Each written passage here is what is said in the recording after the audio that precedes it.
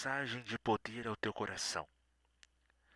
O Espírito Santo entre os incrédulos. Em João 16:8 nos diz: E quando ele vier, convencerá o mundo do pecado e da justiça e do juízo. O Espírito Santo detém o mal. Saber como o Espírito luta com os homens, compreender a missão do Espírito Santo em convencer o homem do pecado, da justiça e do juízo. Textos de referência são Atos 2:38 nos diz: E disse-lhe Pedro: Arrependei-vos, cada um de vós seja batizados em nome de Jesus Cristo, para o perdão dos pecados, e recebereis o dom do Espírito Santo. Atos 5:32. E nós somos testemunhas acerca destas palavras, nós e também o Espírito Santo, que Deus deu àqueles que obedecem. Em João 16:8 nos diz: E quando ele vier, convencerá o mundo do pecado e da justiça e do juízo. João 16:12. Ainda tenho muito que vos dizer, mas vós não podeis suportar agora. João 16:13. Mas quando ele vier aquele Espírito de verdade, ele vos guiará em toda a verdade, porque não falará de si mesmo, mas dirá tudo o que tiver ouvido, e vós anunciará o que há de vir. Ele testifica sobre Cristo, ele guiará a verdade, ele reprova, ele santifica, ele pode ser entristecido e ele pode sofrer resistência.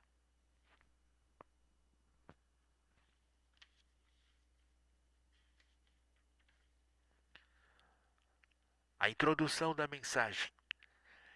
Quem poderia descrever o íntimo do Espírito Santo ao trabalhar com os incrédulos em pecados progressivos até a morte?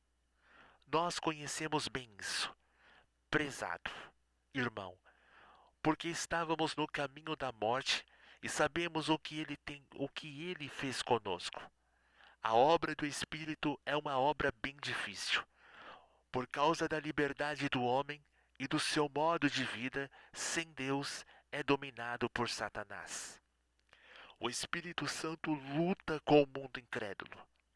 Desde o princípio, o Espírito Santo ininterruptamente contende o incrédulo, procurando impedir que trilhe caminho que o levem à perdição. Primeiro, o Espírito Santo luta com o mundo através dos pregadores pelo Espírito, em 1 Pedro 3:18 e 19. Jesus pregou até os espíritos aprisionados dos rebeldes antediluvianos. 2. O Espírito Santo luta também com o mundo incrédulo, através das circunstâncias externas, enfermidades, marginalidade, problemas financeiros, as circunstâncias de iniciativa maligna e atrativa, cujo fim é colocar o homem em cativeiro, as quais são criadas pelo próprio Espírito Santo para demonstração do poder de Deus. É também para esclarecer o interesse de Deus em transformar o incrédulo. Ele luta com o pecador quando esse não deseja a interferência divina em sua vida. João 9, do 39 ao 41 e 8, 9. O Espírito Santo testifica ao mundo incrédulo. Um fato que você pode desconhecer é que o Espírito Santo testemunha quanto à veracidade dos fatos relacionados à vida de Jesus, comprovando ser Jesus Cristo de Deus e Salvador da humanidade. Atos 5:32, Atos 2:36 e João 15:26. 2. O Espírito Santo corrobora com o testemunho que os cristãos dão ao pecador. Atos 1:8 e 5:32. 3. Pode ser o Espírito Santo. Por ser o Espírito Santo, o Espírito da verdade, ele testemunha em favor de Jesus, que é a verdade. João 14:6 e 18:37. Isso em relação aos que se desviam da verdade e espalham a mentira, em Mateus 28, do 11 ao 15. Os espíritos malignos de erro e mentira, em 1 Timóteo 4, do versículo 1 e 2. O fim do seu trabalho é libertar o homem pecador do pai da mentira, o diabo, e o converter e firmá-lo na verdade que é Jesus Cristo. O Espírito Santo convence o mundo incrédulo. Você vai notar, agora que o Espírito Santo, essa pessoa maravilhosa, convence o mundo incrédulo com exposição de motivos. João 14, 26. Explicando as coisas de Deus, de modo que todos possam compreender. O próprio Deus gosta de ser arguido pelo homem para lhe apresentar as razões de seu comportamento e suas exigências.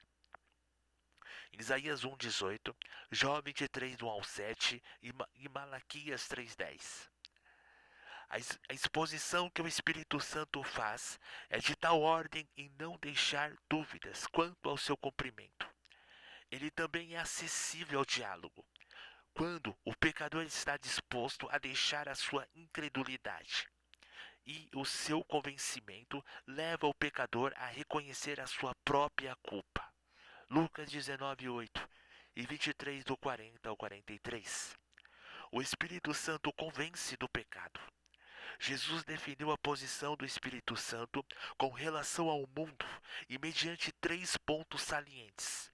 O que haveria de convencer os homens de seu julgamento errôneo contra o Filho de Deus ao crucificá-lo. A obra do Espírito Santo é primeiramente convencer o homem do pecado em rejeição do Messias. O que está em foco é a incredulidade, porquanto rejeitaram a luz do mundo. Os homens estavam nas trevas e gozassem dessas trevas. O Espírito Santo contrasta o pecado com a santidade de Deus.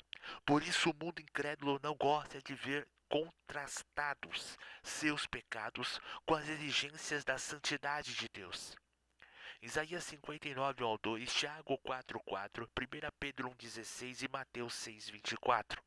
Ele coloca o pecador perante o castigo do seu próprio pecado. Romanos 3:23. Faz arder a consciência do pecador e a levar a reagir contra seu próprio pecado. Romanos 7:24. Ele conduz o pecador a crer em Jesus Cristo para a libertação do pecado. Romanos 6:23. Porque a incredulidade é a causa dos demais pecados, em Isaías 22 e 24. E todos os pecados são perdoados quando o pecador crê em Jesus. Em 1 João 1, 7 e 9.